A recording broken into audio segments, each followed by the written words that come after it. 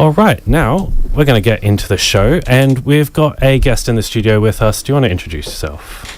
Hi, my name's Alyssa. I'm the president of the University of Queensland Union. All right, welcome to the show.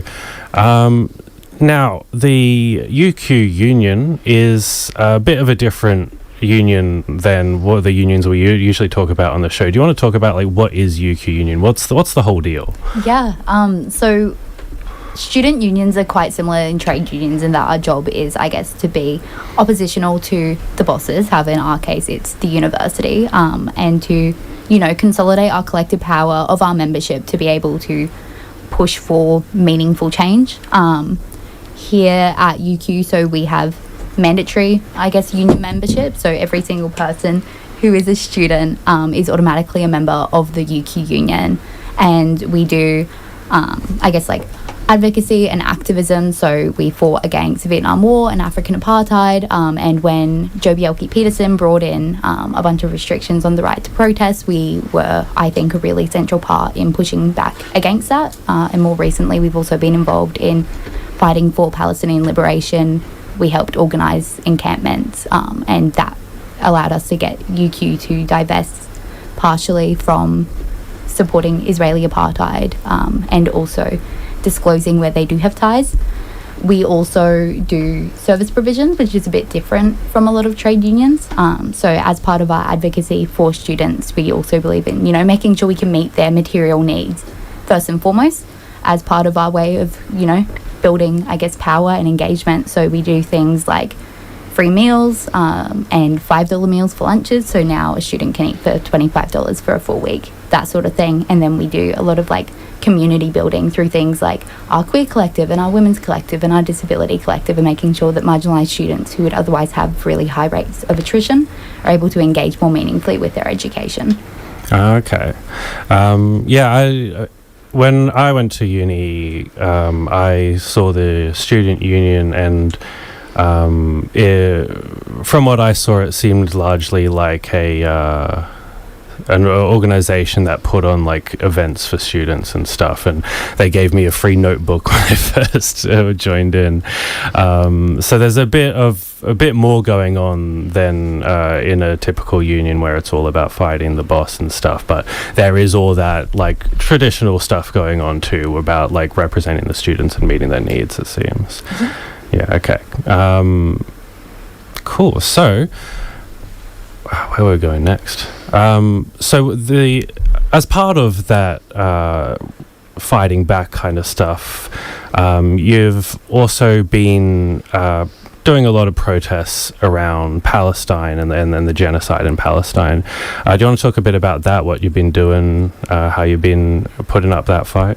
Yeah, definitely. I think that last year and the year before, so we had 2 consecutive student general meetings for Palestine. So with those, we had thousands of students turn out and basically say that they want the university and also the government to disclose and divest any ties that they have. From that, we were able to get things like doubling the amount of humanitarian scholarships, with a prioritisation on students who are, from Gaza or the West Bank, and that was a really massive win for us. That was pretty cool. That is pretty cool. We have had ongoing work. So there was a weekend of action, and we did a banner drop, and we got a bunch of students turning out for rallies that were happening in King George Square. And that was pretty sick as well. We've also personally implemented the BDS principles as much as we can. So we've stopped selling Coca-Cola. We have turned down sponsorships with organisations that, are financially contributing to the genocide. And while it would bring in, revenue for the organisation, we think it's important that we are taking a principled stance on that, and that we are, enacting the values of our membership. And what we've seen is that students don't want to get a degree that's tainted by the blood of people, which I think should be a pretty uncontentious thing, but apparently to the university it's not. Yeah, so the UQ management, they seem to not be as interested in acting according to the interests of the student body. They've been taking some pretty antagonistic actions towards your standing up for Palestinians. Do you want to talk about what they've been doing? Yeah. So At the moment, we receive 50% of SAF, and the reason for that is last year, following the Universities Accord, an amendment was made to the Higher Education Support Act that meant that student-led organisations are entitled to 40% of SAF. So SAF is a student services and amenities fee. Not all universities collect it, but ours does, and it's essentially like an additional amount of money that students pay on top of their existing uni fees. And so we get 50% of that, an additional like 5 to 7% we then give to the Postgraduate Student Association. What has happened around the entire country is since universities have been mandated to give this 40% of additional fee to student-led organisations, we've seen them looking for ways to get out of it. And so if you look at universities like La Trobe or the University of Sydney is a really good example, universities will say that, well, we're not able to give this 40%, or we are, however, it's going to go to like what is essentially a scab union. And so they'll set up like this alternative union where it doesn't have meaningful student representation. It's people who are like appointed or employed by the university. And so of course they're not going to like challenge the university because the uni's the one who put them there in the first place. And so you get this really like milquetoast watered down version of student voice, and it still technically counts, but it just removes the entire essence of student unionism. And like the Griffith University is a really dire example of this, where they're not allowed political clubs on campus, and their student union is essentially obsolete. And if you go there, it's a shit campus to be at. I went to Griffith, so my first impression of student union was, it's nothing. It's so hearing that the UQ union is actually a bit more politically active was surprising to me. But also that's really good to hear.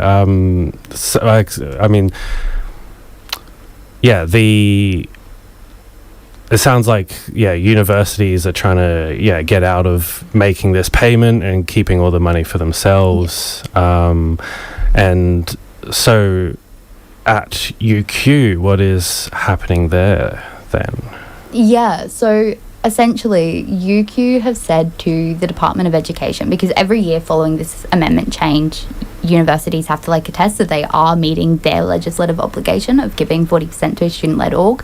UQ have said to the department that they don't think they can like do that this year, and they're contesting on the grounds that they don't think we count as a student-led organisation, which is ridiculous because we're the biggest student union in the entire Southern Hemisphere, and one of the ones that is the most meaningfully student-led. Like our elected representatives are entirely students. Our board of directors is entirely students.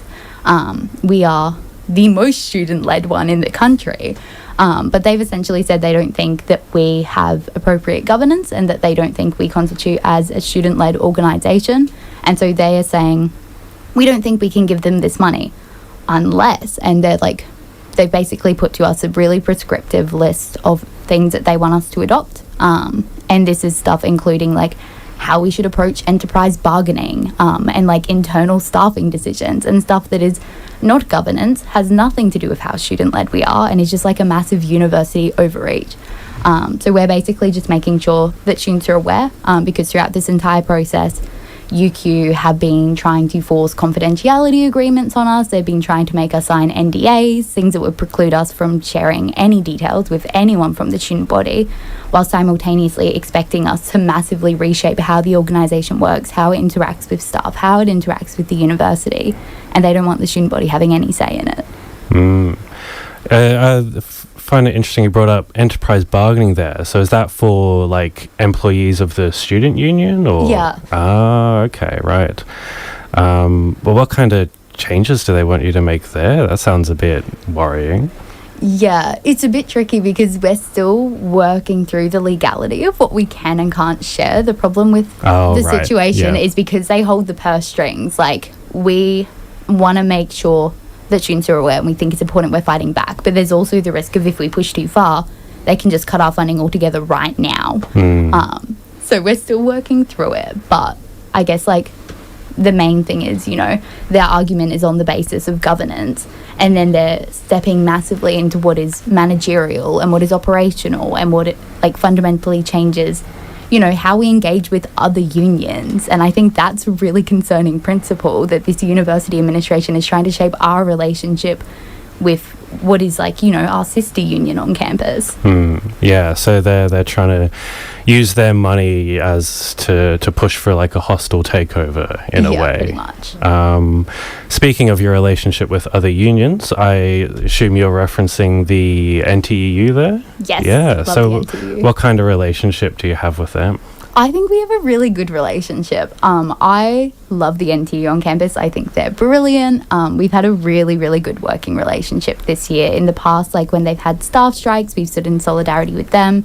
They've been really supportive of us throughout this campaign. And in the same breath, we've been really supportive of them throughout their ongoing enterprise bargaining and the protected industrial action that they're in the process of taking against the university management. So they're sick. When we were talking to Morgan from the NTU a couple weeks ago, he was saying that the students outnumber the teachers on their rallies. So that's some pretty good solidarity right there. So you've got this threat from UQ. They're trying to mess with you, change what's going on. What are you doing to fight back against that? We have a protest this Wednesday, the 26th, at 12 p.m. So if there are people listening to this that are at UQ or not, you should definitely come along to that, because I think it's important that, we show UQ they can't just bulldoze through a bunch of changes and us not engage with it. Ultimately, that's what they want the most, is to be able to just sweep this under the rug and do it super innocuously. So we have a rally on the 26th at 12 p.m. in the Great Court at the St. Lucia campus of the University of Queensland. We will have ongoing engagement from that. Ultimately, if we come to this, UQ are not willing to meet our demands and not willing to engage constructively with us, we will keep protesting. We will keep doing rallies. Beyond that, I'm engaging pretty heavily with other student unions around the country, and we have the opportunity to, talk to the Department of Education about it, because they're the people who will be assessing it. We also have members of Parliament and senators who've been speaking about it there. So super recently, the Green Senator Penny Allman-Payne spoke in Senate, I think last week about it, and that was pretty sick. And we've been in contact with quite a few other senators and MPs who, care about student unions, understand the importance of it. So we're challenging it there as well. Continuing to make sure, students know, staff know, and that all of these people who are beneficiaries of the union have a vested interest in seeing us exist, are aware that we are under threat right now, and that won't change unless we push back. Yeah, so are there any other student unions that are in similar fights at the moment? Pretty much all of them. It's pretty bad. I know that QT and Griffith are both on transition plans. The University of Wollongong is on a transition plan. The University of Sydney is. The University of Newcastle is. So the transition plan, is that when they're trying to put in the university-controlled unions to replace them, or what's that? Kind of. So the transition plan is basically, under the Higher Education Support Act, unis are required to give 40%. If they can't, they then have to apply to the department for a transition plan. And it was implemented as a way of unis showing how they would progress to giving that 40%. But unis have used it in the opposite way to say, well, we can't do it. We're going to say to the department we can't, and in the meantime create a new organisation so we can meet that legislative framework. So while it's not a necessary part of it, it's how we've seen it play out around the country. And UQ have essentially tried to do this a few years ago with what was called UQ Life. But the problem that they had is, because they're not students, they don't know what students want, and so we could just outcompete them, and people wanted our services more than theirs, because we, are students, we get it.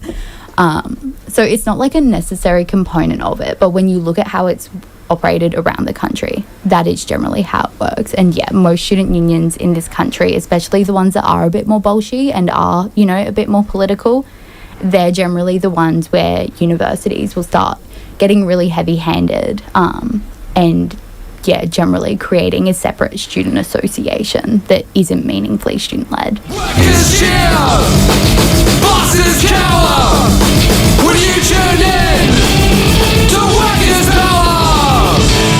You're listening to Workers Power here on 4ZZZ. My name is Jackson and I use they, them pronouns. My name is Sophie, she, they. Yeah, and we are joined in the studio by Alyssa from the UQ Student Union, where we're talking about their fight with UQ, where UQ is trying to take away their funding, because apparently you're not governed well enough or some crap like that.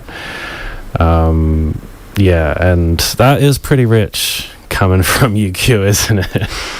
Yeah, I mean, I think, we've just had a Senate inquiry into university governance, and the overwhelming consensus was unis aren't doing well enough. And even if you look at UQ, there are a bunch of new national legislative obligations they have to uphold that they are just failing in, and they're bragging about having partial compliance and meeting some of these things. And I don't know, I don't think partial compliance is good enough for what is a multi-million-dollar organization. Yeah, you'd really expect better from, one of the leading unis in Australia or whatever. I've just remembered something from when I went to a NTE rally a couple years ago. One of the executives or whatever had a really fancy toilet. I don't know if you've heard about this, but they I think I might be wrong. I might be talking out my ass here, but I remember them talking about how the staff aren't getting paid enough, but the executives are building themselves a marble bathroom or something ridiculous. It is, yeah. It's like a lot of leadership positions. It's absolutely full of corruption there. Yeah. So the UQ Union, what other kind of fights are you involved in at the moment? You're a big organization. There's lots of things to protest about. So what's going on? Yeah, I mean, look, we're doing lots of things all of the time, so it's hard to compile them all. We are doing a lot of stuff with the NTU at the moment for the enterprise bargaining against the university, so supporting, our university staff and having a fairer and more equitable university. We just had the National Day of Action against Bullying Hanson, and we have more rallies lined up for September for that, so that's pretty sick. So good. We had a really good turnout to it last time, and a lot of it was school students, but a lot of it was university students as well. So yeah, we're organising a second one of those, which should be pretty sick. We're doing a big campaign at the moment against the university as well, because they've brought in Sunday exams, and we've basically made the argument of it's a cost of living crisis. Students need to be able to work on Sundays or see their families. People have religious practices, and UQ basically said they don't care. So we're pushing back on that. They've organised it really poorly internally. So we have safety shuttles that run through campus to make sure that students are able to get home safely if they don't have access to other transportation. And because UQ have done this Sunday exams things to make up for their own previous mistakes and lack of poor planning, they haven't communicated amongst themselves, so there is no safety shuttles. And in instances where students are, women or gender diverse people or people from marginalised communities who might not have as much of a safe commute going into university, these people are basically being stranded at uni after their late night exams or 8 a.m. exams, which we think is pretty morally reprehensible from UQ's behalf. So yeah, a bunch of stuff happening. The big fight is about our funding, but yeah, especially when it's their exams, you have to go to them. They're very important. But yeah, you got students being forced to put themselves in danger just to get a good grade. Yeah. And that's definitely not the way a university should be behaving. Yeah, I agree. It's sort of the duty of care kind of thing. You've got to keep your students safe. So if we've got any students, UQ students listening, I guess they're automatically part of the union by going to UQ at all. But how can they get involved in what's going on, or the organising and protesting and stuff? So we have a WhatsApp group chat where we're organising. If people follow us on Instagram, so if they follow the UQ Union Instagram page, if they message that chat, and they message us on there. I monitor it so I can, help them get involved. We're doing postering and flyering and leafleting between now and the rally, and I imagine we'll have to afterwards as well. So any hands on deck for that would be super awesome. Beyond that, like if people can talk to people in their classes and help get a turnout for Wednesday, that would also be super amazing, and just making sure people know what's going on. Awesome, yeah. So, and also if you're not a UQ student, but you happen to know someone who goes, have a chat, talk about, hey, I just heard about this cool thing your student union's doing on the radio. let them know. So when was that rally? Tomorrow? Tomorrow at 12 o'clock in the Great Court. And non-UQ students are welcome as well, in solidarity. And you're protesting the universities threatening your funding? Yes. Yes. Yeah. Cool. Awesome. Yeah. So go follow UQ Union on Instagram. Get involved if you're a student. Anything else you want to say before we head off? Not really. Just turn out to the rally. Awesome. Go see the pitch drop experiment while you're there. Yeah. Good reason to go. Oh yeah.